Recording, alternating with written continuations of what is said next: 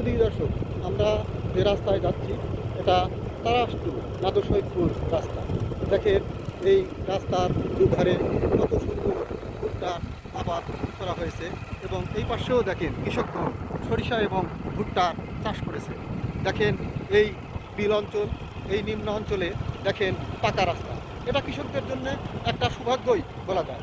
দেখেন এই রাস্তার পাশ দিয়ে দেখেন ভেড়া এবং সামনে দেখেন ঘোড়া ঘাস খাচ্ছে এবং এই ভুট্টার জমি দেখেন আর কিছুদিনের মধ্যে এই ভুট্টা এই কৃষকগণ কর্তন করবে। আর যে সকল জমিতে সরিষা আছে এই সকল সরিষার জমিতে আর অল্প কিছুদিনের মধ্যেই তারা সরিষা কর্তন করবে।